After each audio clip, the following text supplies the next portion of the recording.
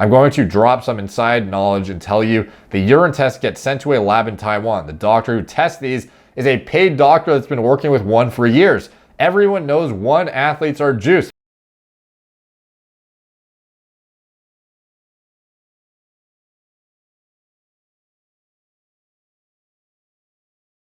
What's up guys, Derek, moreplaysmoredates.com. Today we're going to be talking about Sage Northcutt. So this is a highly requested topic, and our good friend Woody at Woody's Gamer Tag, if you've ever seen the PK podcast, I was on it earlier this year. We had some good conversations about UFC fighters, natty or nots, on celebrities and stuff like that, and he tagged me in this. The world needs your opinion on his 8-week bulk.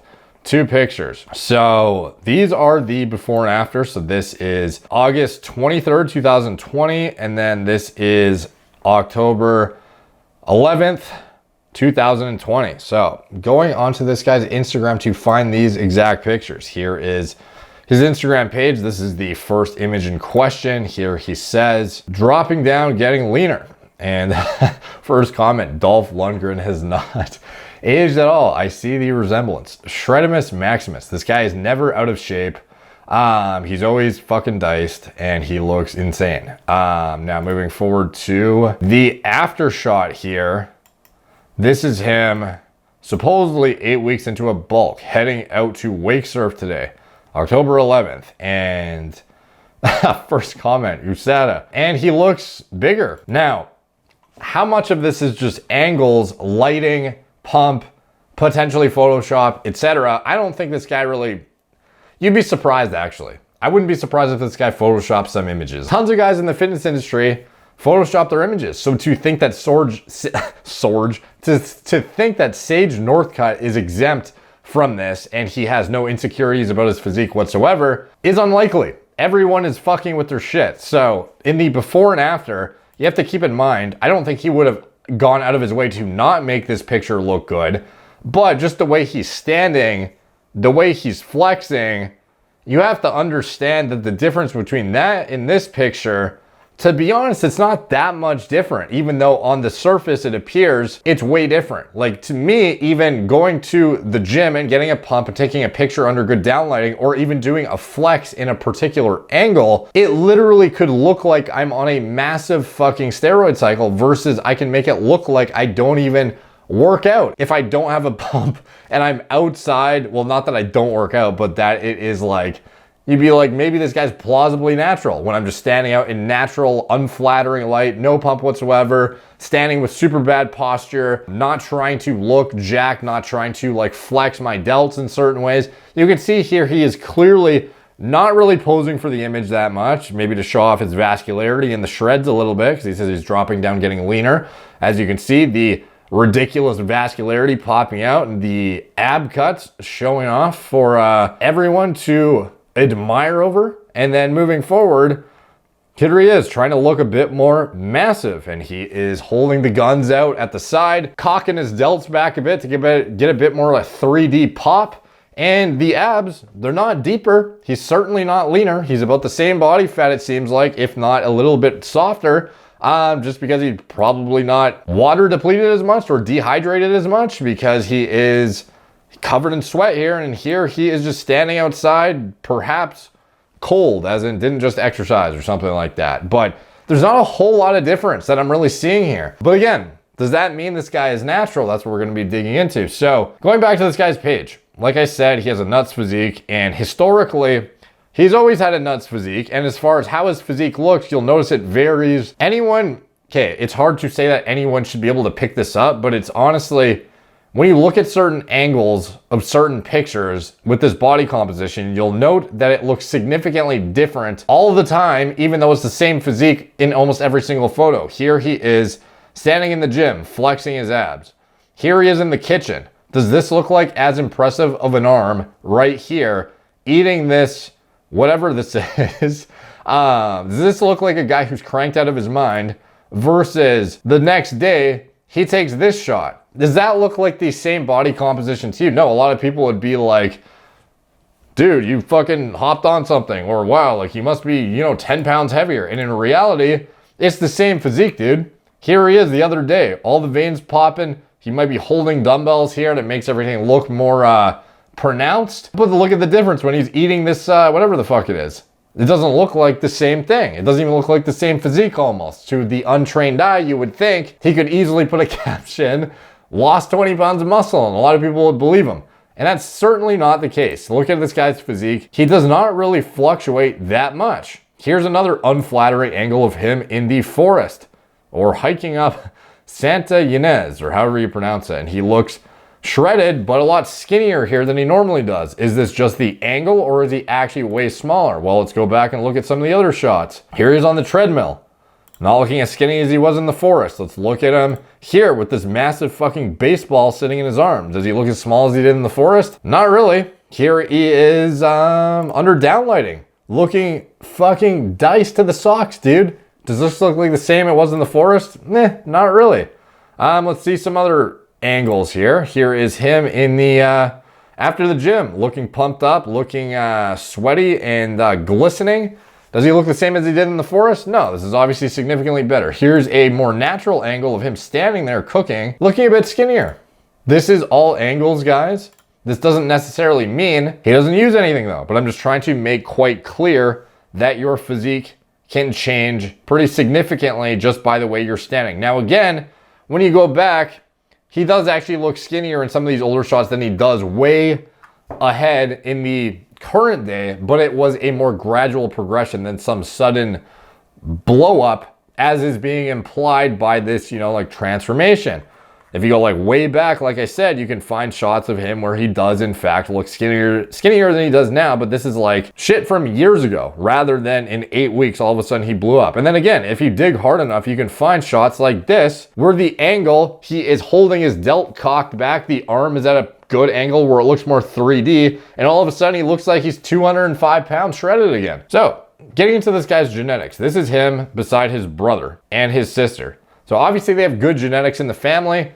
They're all rocking very admirable physiques that a lot of people would be happy with of their respective gender. Now, here is another shot, the one we just looked at of him and his brother. Now, obviously one is a little bit more jacked than the other. We have Sage, he's not blowing his brother out of the water, but he's certainly more developed and has a lot more shape to his muscle bellies.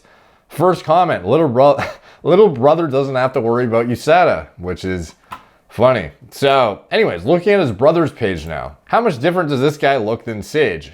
He has a very fucking good physique too. I'm not going to delve into if this guy's natty or not, but when you look at him side by side, it gives at least some sort of reference that we can use as a gauge of, are these guys on the same playing field muscle mass wise?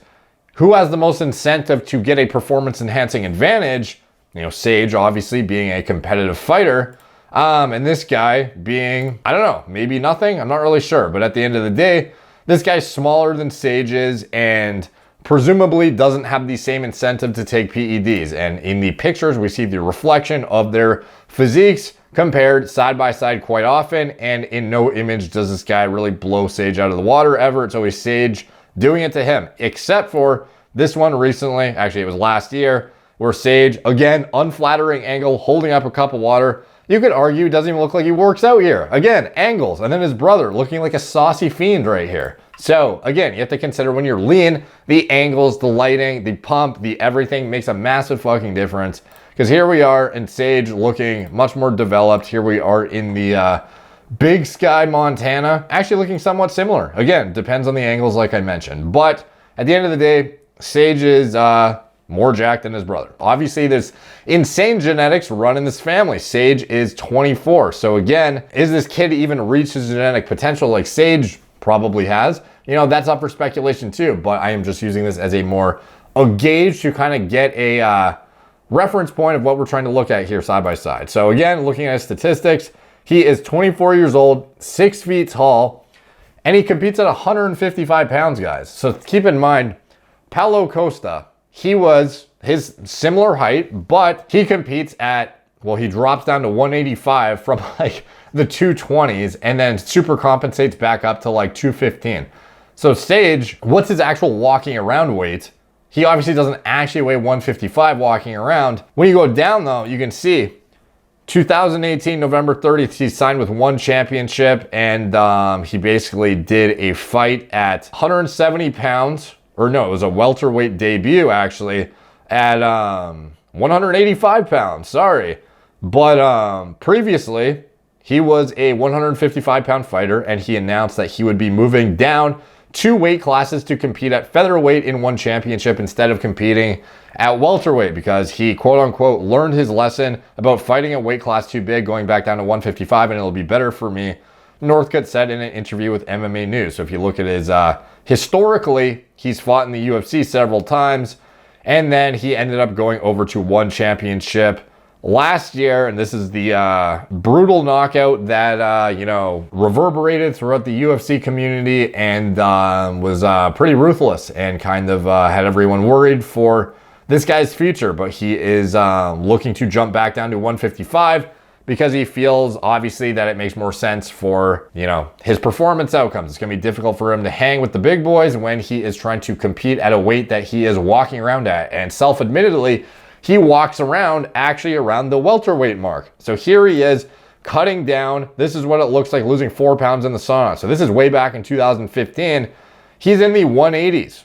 So this is actually really hard to read, but you can tell it's in the 180s here. And then after he loses 4 pounds, he's 177.3. So this at the start was in the low 180s. So his actual walking around weight is in the low to mid 180s. And this is before weight cutting to get to 155. So this guy drops almost 30 pounds, like reminiscent of Costa, but to less of an extent, but proportionally maybe about equal in terms of the amount of weight lost relative to the weight class. Like going from like 185 to 155, I guess, is similar to the amount of, well, actually Costa, seeing as he's basically the same height as this guy, it's more significant. He loses more weight, sorry. So it's not a direct comparison, but still he's losing like almost 30 pounds to step in the ring or to weigh in at 155, and then he super compensates back up to probably the mid 170s that he probably actually fights at. Some of the comments, how much does this guy fucking weigh? Jesus. This is like the same kind of stuff you see in the Costa comment section when he talks about weight cutting. Kid weighs 181 before a sauna session, and in a week he needs to be 155. LOL, this kid's living the life. So anyways, he's in the 180s naturally, or naturally he walks around in the 180s, and then he weight cuts all the way down to 155, super compensates back up into the 170s probably. So is it reasonable to expect that a guy with really good genetics could walk around in the low to mid 180s at 6 feet tall shredded and look like this naturally without performance enhancing drugs? Because you have to keep in mind, is this guy, he's self-admittedly going to be going back to 155. So do you think he's actually bulking right now, trying to put on a bunch of new contractile tissue that's going to make it harder for him to get down to 155 when he already has to weight cut 30 plus pounds potentially? Highly unlikely. However, there are other vectors you can leverage to achieve performance outcomes, obviously, which we're going to get into shortly. So looking at his testing history. So first year we look at in 2015, and we see here in 2015, he was tested 3 times by the UFC. 2016, but you have to keep in mind, this is, okay, I'll get into it after. But anyways, 2016, he was 5 times. 2017, 6 times. 2018, 6 times. Now, 2019, 0 times. 2020, 0 times. He is in fact looking somewhat bigger. Could this work against him? Like I said, because he has to lose so much weight. Is he trying to push an even higher weight amount in his off season to try and get to 190 lean and then do a pull of Paulo Costa and get down to fucking 155? Maybe. I guess it's plausible. I just think it is, I think a lot of it is angles, but I do think he has gained size progressively over the years. I just don't think it's as drastic as some people are implying in the most recent transition period, because in the most recent before and afters, it's not like it is so significant that you can't find other similar images at his similar body composition within the past year or two. It's more so when you dig into his super old pictures that you start to find some of these smaller pictures of him where he is presumably at a lower walking around weight, which was probably an easier time for him to weight cut anyways down to what he was trying to get down to. So is he trying to gain weight? I don't follow him closely enough to know that for sure, but it's certainly plausible, and he's definitely bigger than he used to be years ago. And he hasn't been tested by USADA for 2 years. Now, again, we already know the protocols and parameters around USADA testing and what you can potentially do to get around them, which I've detailed in elaborate detail. And I recommend you check out my Paulo Costa breakdown or documentary, essentially, if you want to see my deep dive into bodybuilding pharmacology, or I guess performance enhancing drug pharmacology, in order to see exactly what is being done right now to get around these drug tests. It's not everything everyone's doing, but it's certainly a plausible strategy, at least a few of them, that I feel like people are deploying and getting away with. Is that what Sage is doing? Well, you have to keep in mind, in his most recent career choice, he is now with 1 championship, which is not the same as UFC in terms of how strict their testing is. Let's talk about 1 championship now. So Demetrius Johnson talks 1 championship weigh-ins and drug testing. This is April 24, 2019, one of the most recent articles I could find that was relevant. So Demetrius Johnson spoke about certain criticisms surrounding the league. He enjoyed a successful debut last month and won blah, blah, blah. As far as hydration testing, they do that, blah, blah, blah, blah, whatever they do here. Now, as far as the drug testing, another criticism of one was that they never drug tested their athletes in the past. That has changed this year, at least as CEO Shatri Sityodtong revealed. Sorry, that was rude of me to laugh at the name, but that's just fucking hard to say, dude. World Anti-Doping Agency standard drug testing would be implemented. So we already know the standard of drug testing that WADA uses does not necessarily mean that it's impossible to get away with what you're trying to get away with. But again, that seems to be the case now, as Johnson revealed the process was also smooth as could be. People over in North America might think that everyone over in 1 championship is on the juice. We get drug tested. I got drug tested 2 times. I got drug tested Saturday at my last weigh-in, and then I got tested right after the fight. They took 2 samples, just like I did with USADA, and they took it to the World Anti-Doping Agency labs. So, first of all, it's interesting how he's saying that they took 2 samples like they did with USADA. He's implying that he basically barely got tested by USADA. But he says here, I got tested 2 times at my last weigh-in and then right after the fight. As if that is, if that is proof of anything, fucking Bob's your uncle, buddy, because that is not helpful whatsoever. Like, to claim that because I got drug tested at the fucking event, that I couldn't have easily cleared whatever compounds I was using out of my system in time by planning out the pharmacokinetic profiles of them ahead of time, it's just fucking ridiculous. So obviously you guys already know that. I don't need to elaborate on that. If you've seen any of my other content, you would know very thoroughly that it's not rocket science to see how long certain compounds stay in your body, and especially when you get into bioidentical hormone replacement or super physiological use of those bioidentical hormones. The detection of them not only is something that can't even be differentiated via gas chromatography with mass spectrometry, but above and beyond that, it doesn't even fucking matter. Like, I don't even know what I'm justifying at this point. If you can not understand that you can clear these compounds out of your system and show up at the fight, it's not rocket science. And then above and beyond that, even if they were randomly drug tested, there's ways to skirt around it if they are not even deploying WADA level testing, because that is what we're going to be getting into next. WADA brutally shoots down one's claim of drug testing partnership. Last week, an odd story involving 1 championship in the World Anti-Doping Agency arose. In it, UFC veteran Will Shope had posted an accusatory Facebook post that 1 supposed testing through WADA was not exactly truthful. If you read the article, you'll realize the title is bullshit.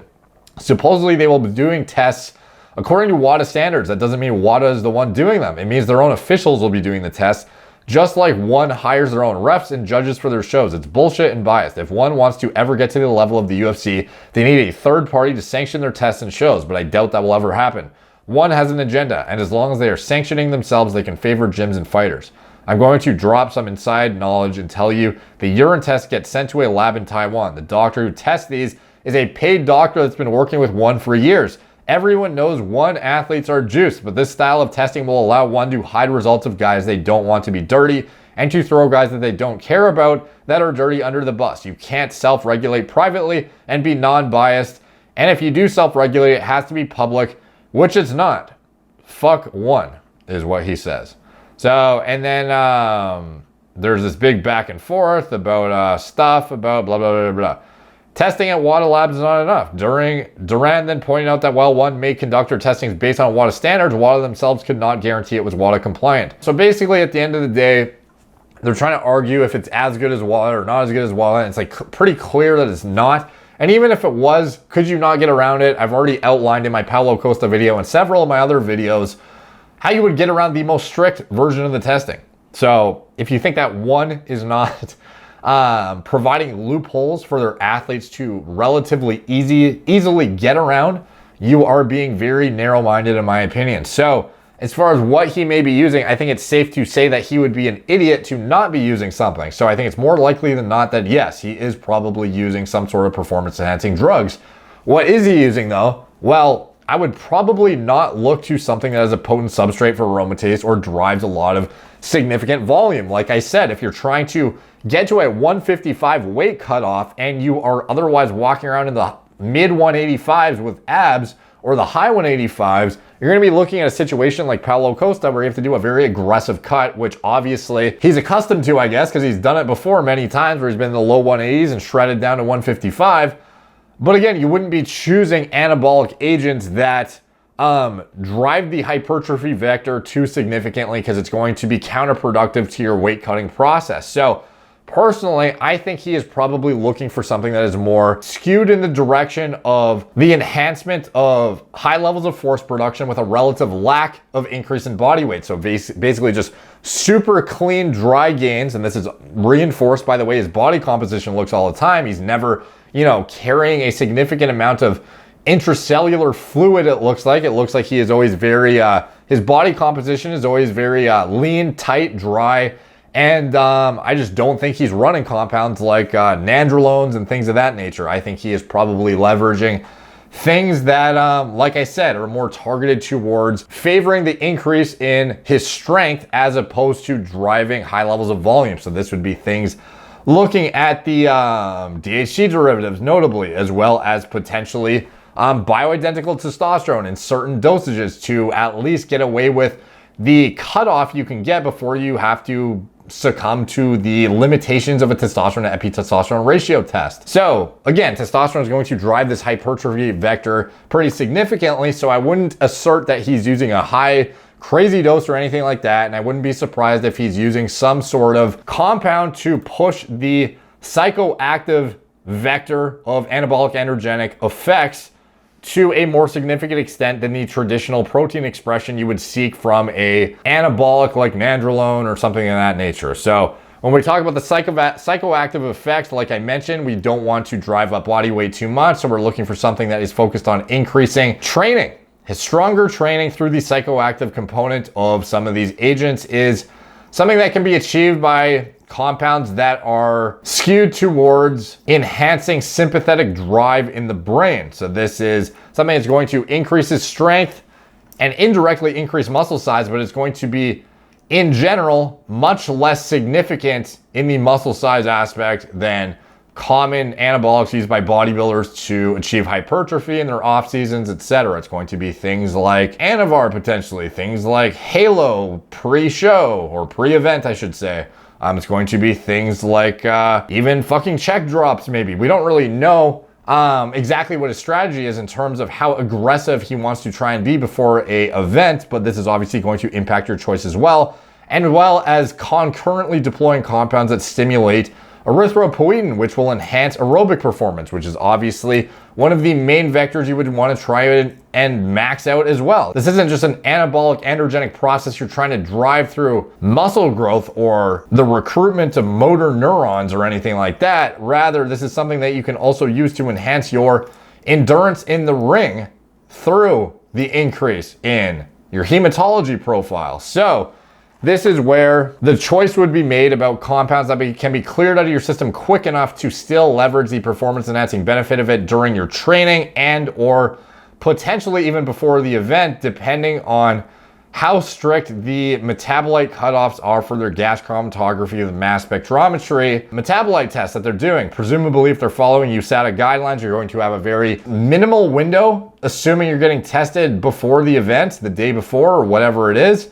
But still, it doesn't mean you couldn't leverage these compounds during your training to try and get a greater amount of overall workload done or poundages moved or whatever metric you are doing to evaluate your performance and your progression, it doesn't mean you can't use these during your training to get that aggression, enhance that sympathetic drive, enhance motor neuron recruitment during that training phase before the event, and then carry over that strength benefit to the actual event itself, and as well as, you know, reap the rewards of having a ridiculously disproportionate strength relative to your size because of the way you've chosen your drug protocol, as well as that enhanced hematology profile to enhance your endurance as well. So as far as the protocol he would use to achieve these end outcomes, you know, I've kind of speculated a bit. I wouldn't be surprised if it involved some of the agents I mentioned previously, as well as depends on exactly what they're testing for too. I'd have to take a look at their testing parameters. If it's actually as strict as WADA, I would think it would be something similar to the Paulo Costa stack that I outlined. However, you could potentially get away with even greater dosages, and you can get away with some of these synthetic anabolic agents that would otherwise, you would probably not fuck with in the off season, because you would not be worried about random drug testing, because you would know you'd be able to get away with it right up until the event. So that would open up the floor to things like DHT derivatives and testosterone derivatives that would otherwise have guys hiding under the ring when USADA shows up and whatnot to test you, or their accredited, third party that they're outsourcing their testing to. You wouldn't have to kind of like try and skirt around your, like random tests and worry about metabolites as much, because it's not as random after all. So you could get away with a wider array of compounds, likely from the DHT derivative column, as well as some of the 19-nor derivatives for, aggression pre-training, or even some testosterone derivatives potentially. It depends on honestly, some of these have a lot of overlap in their effects, and they can kind of accomplish the same things, but it just depends how strict you are, and if you have to go with bioidentical hormones only, if you have to use things that are not on their testing list, and shitty, Frankenstein compounds that achieve the same end outcomes, but with a greater incidence of side effects that are otherwise undesired. It kind of depends. But for Sage, do I think he is natural? Personally, I think he would be dumb to be natural considering the league he is in. So no, I don't think he's natural right now, and I wouldn't be surprised if he is deploying some anabolics to some extent, as well as whatever else he can get away with. As far as how lenient one really is, it seems like it's pretty lax in that you would have an entire catalog available to you as long as you plan the pharmacokinetics well enough that you can clear it out of your system in time. So at that point, it would be kind of, you have a laundry list of shit you can actually go to, and it just goes down to the confidence you have in your chemist or your coach at that point to see if you can get away with it and for how long you can get away with it before the event. So like I said, at least the vectors of performance that he would otherwise favor, I would probably assume to be what I mentioned previously, rather than looking at compounds that are skewed in the direction of protein expression. You would not look at things that are tissue selective like primobolan. You would not look at things that drive volume like nandrolone. You would look more at things that drive aggression, sympathetic drive in the gym, things of that nature that can enhance performance and increase your strength with a relative lack of cranking up your body weight to such an unreasonable amount that you would have a very difficult time doing a 35 plus pound weight cut. So take from that what you will. Let me know what you guys think in the comments down below. Do you think he's natural? What do you think he's doing, if he is doing anything? And the comments help the algorithm, so they're much appreciated when you guys do them. And liking and subscribing, obviously, if you want to get notified whenever I post deep dives into bodybuilding or performance enhancing drug pharmacology. And I highly recommend you subscribe to the newsletter. It's the first link in the description below if you want to get sent my articles when they go live, because whenever they are uploaded, you will not get notified unless you are on that list. And my articles are far more elaborate and easy to follow, to be honest, than my videos. More elaborate sounds kind of daunting considering the length of my videos, but frankly, they are more concise and have a table of contents with subsections, so it's more palatable, and they have hyperlinks to all the clinical studies I reference for you to delve into further for your own personal research if you wish. If you want to support the channel, you can check out anything I'm associated with in the video description below. My TRT clinic, if you are seeking hormone replacement therapy in any context, even hair loss prevention medication, anything of that nature, I recommend you check them out. It's where I get all of my pharma grade medications through now. It's all high quality patient care, as well as doctors that have been vetted by myself personally that reflect the same level of information that I put out in my content and I pride myself on.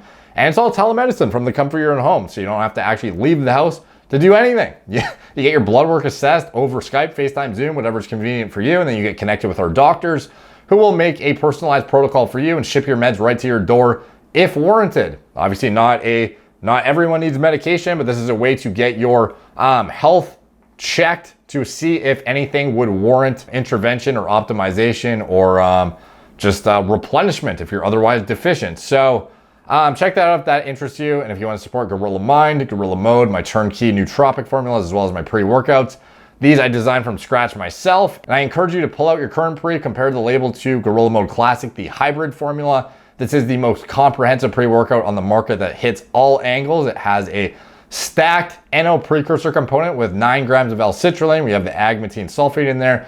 The L-citrulline is not inflated with malic acid. We listed it separately on purpose so you know what you're exactly getting. We have a high dose of the hyperhydrating agents and plasma expanders in there. We have the glycer pump, the betaine anhydrous. We have saturation dose of creatine, which is obviously a no-brainer. We have a potent nootropic and stimulant blend as well through the high dose of Kana, the N-phenethyl dimethylamine citrate, the huperzine, the caffeine, etc. This is the most stacked turnkey pre-workout on the market for all angles of performance, not just from pump, not just from hyperhydration, not just from nootropic, not just from stimulant, but from all angles. If you want to check out the stimulant-free formula, Gorilla Mode Nitric, this is the most maxed out pure performance formula. It has none of the stimulants or cognitive enhancing elements of the previous formula, but it has an even more maxed out NO precursor component, and it has an even more maxed out hyperhydrating and plasma expanding component. And this is also achieved through several different angles that are typically unaddressed by 99% of other companies in the industry. We have an ACE inhibitor in here through Vasodrive AP. We have a 10-gram dose of L-citrulline, the max efficacious dose found in the clinical literature, where no additional L-citrulline would yield any additional benefit whatsoever. There are no companies including these kind of dosages in their products. We have a higher dose of glycer pump, higher dose of betaine, high dose of agmatine sulfate. We have a 1,500 milligram dose of nitrosamine. We even have a high dose of nitrates in there too, for you to achieve the max possible pump possible, as well as achieve a level of performance that would otherwise be impossible with any other pre-workout on the market.